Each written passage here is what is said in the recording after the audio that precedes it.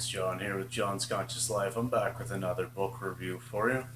And today's book is Michael Pollan's In Defense of Food and Eater's Manifesto. This is a really good book. Discusses kind of three parts of the book.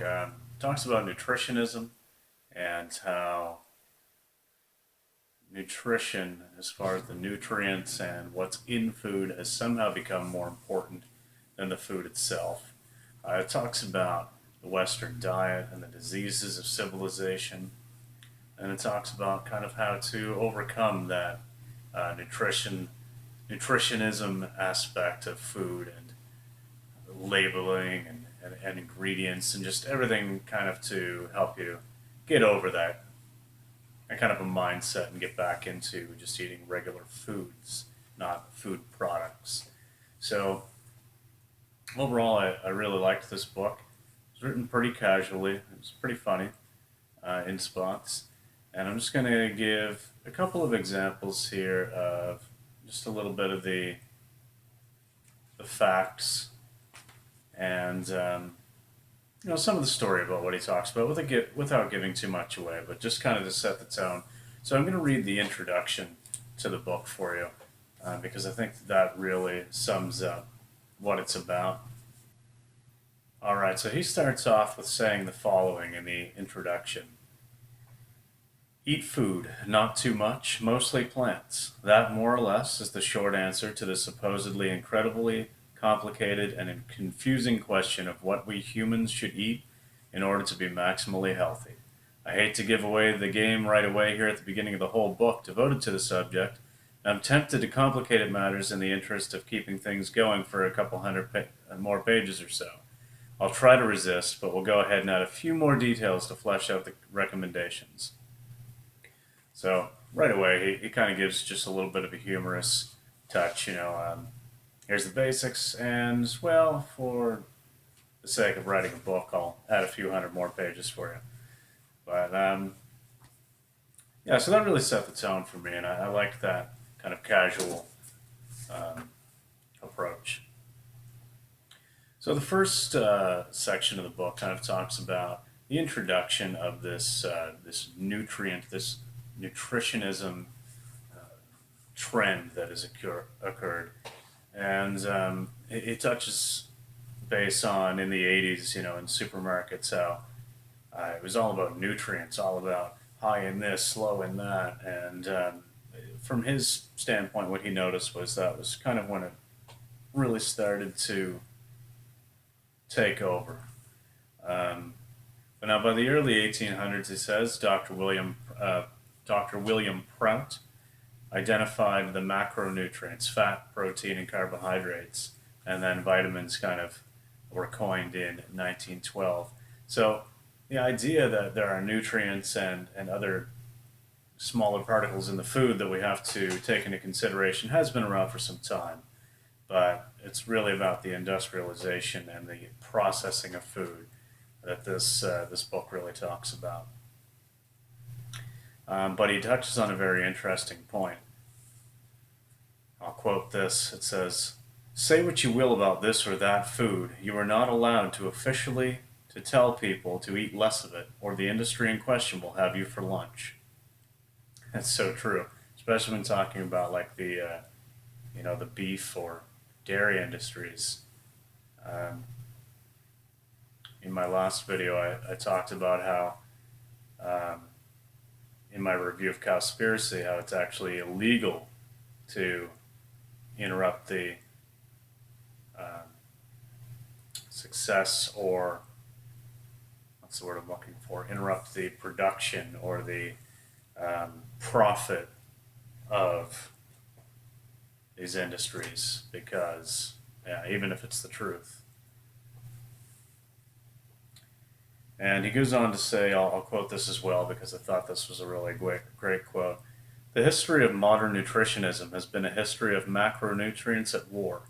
Proteins against carbohydrates, carbs against proteins, and then fats. Fats against carbs.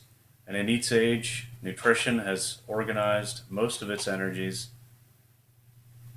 around an imperial nutrient. Protein in the 19th century, fat in the 20th, and it stands to reason carbs will occupy our attention in the 21st.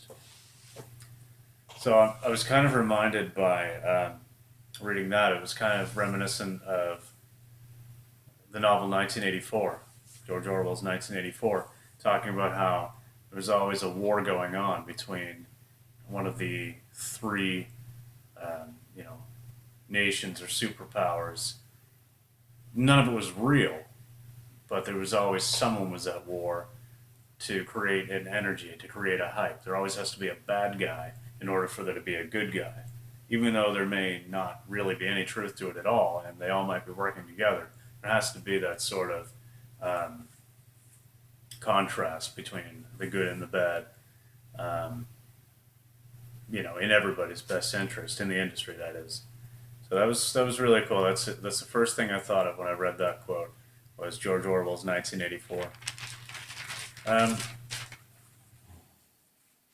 he goes on to talk about a lot of things to do with the Western diet, the standard American diet, how it has contributed to disease and all of the things that are pretty common knowledge by now, I think. And I won't go into too much detail of all of those kinds of facts um, just for time reasons, but he does talk about a cool history of how the processing of foods kind of gets introduced in America and kind of goes from there.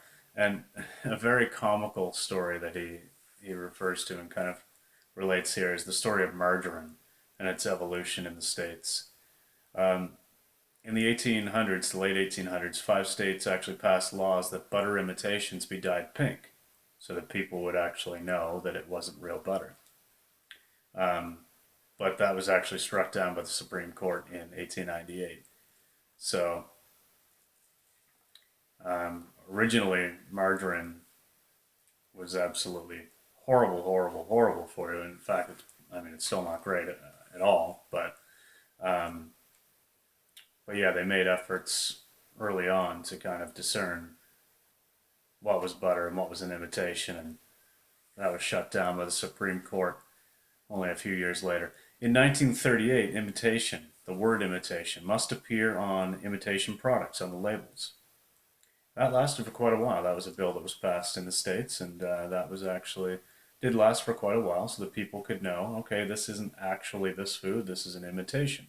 Looks the same, tastes the same, but it's not the real thing.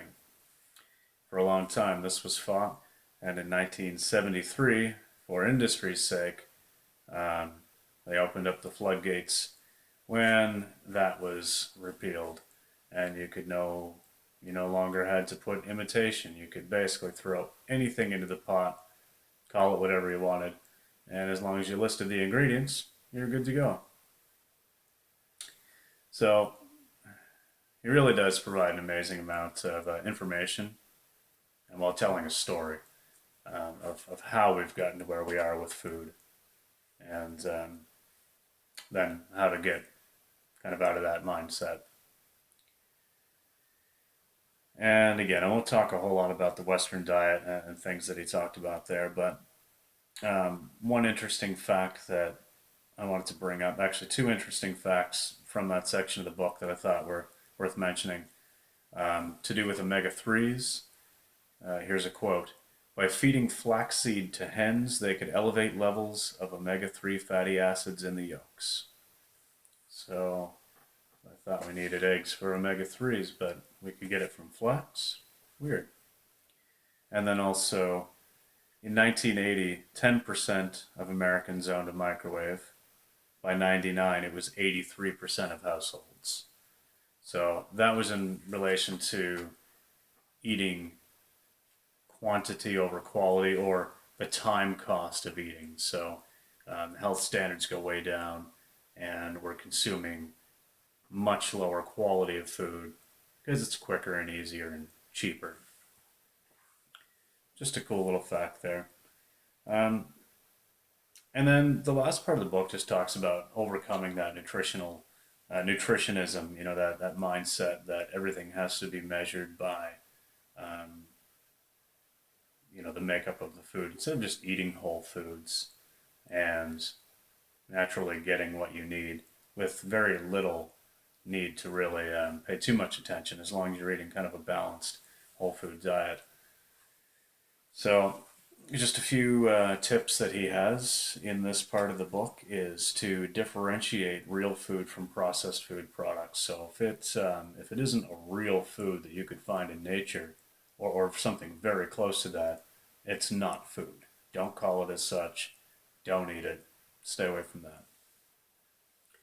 that. Talks about ingredients, avoiding ingredients that are unfamiliar, unpronounceable. If there's more than 5 ingredients in something, chances are it's more processed than it needs to be. High in high fructose corn syrup and other things like that. Stay away from these things. Avoid products that make health claims. Like, I think it was, in one of Happy Healthy Vegans' latest videos, the one where Ryan talks about Dr. Travis Stork and some other things there. But one of the facts in that one, I believe, was about how eggs were kind of able to be called a food that reduces hunger. And, the absolute hilarity in that statement. Well, of course, any food will reduce hunger. If you eat something, you're going to feel less hunger than you did before you ate it. But, that would be one of those claims that eggs are a hunger reducing food. Use some common sense and stay away from stuff like that if that's what they need to tell you to sell it to you, is what he's trying to say. Another tip that he suggests, and something I definitely try to do, is to kind of stay within the peripheries of your supermarket. So the outside aisles, most stores are kind of the same. You walk in, you've got your produce, and you kind of just do the loop around. And the middle aisles is where all the crap is, all the really highly processed stuff. I mean, every now and then you might have to go down into a section to grab an item here or there. But for the most part, you can get most of what you need on that outer loop of your supermarket. And also, he says to try to go to shops, farmers markets, things like that, where you're going to get fresh food, fresh whole foods. And it's worth paying more to eat less, because you're going to get a better quality and you're going to enjoy it more, and it's going to do more for you. So I'm not going to get into a whole lot more about what's in the book. I mean, it's pretty much sums it up with, okay, here's the problem with nutritionism, here's the issues that it causes and everything else, and here's a way to get out of that.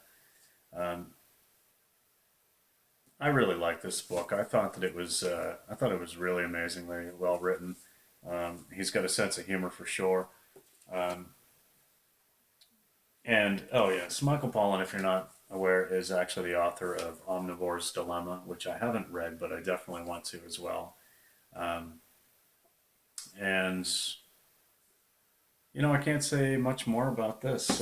If I had to give it a rating, which I've been trying to do for enjoyability, I have to give it a pretty high rating for that, at least an 8 or a 9, because it's pretty funny in spots, and he writes it in a very casual way. There's a lot of people and references in this book that I never really heard of before. He's talking about obscure people that have kind of been written out of the history in some parts of this book. And so it's kind of a nice, fresh perspective. So for the educational information kind of part, I have to give it a 10, because there's a lot, even though reading some of these books can sometimes get repetitive because you're getting the same facts, you're getting the same nutritional ideas, some very different resources and references in this book. So some things I've definitely not heard of before. That was pretty cool. And as far as impact, I mean, I think that this is a very quality book, and anybody who reads it is going to see it for just being a common sense eater's manifesto, as it's titled. So it's going to have a high impact. I'd have to give it at least an 8 again. And yeah, it was a pretty enjoyable read. Only a couple hundred pages, plenty of pages of sources and resources and things like that. So a very well documented and sourced book as well. And of course, yeah, he has other books as well, like the Omnivore's Dilemma. So, in defense of food, overall, great book. Check it out. And yeah, next Friday I'll be doing another documentary review. And I think I'm going to do something a little bit different on that one, although I'm not 100% sure yet. But I'm thinking another environmental, or it'll be something a little bit different anyway. But thanks for watching today, guys, and we'll catch you next time. Like and subscribe if you haven't already. Thanks for watching. Bye.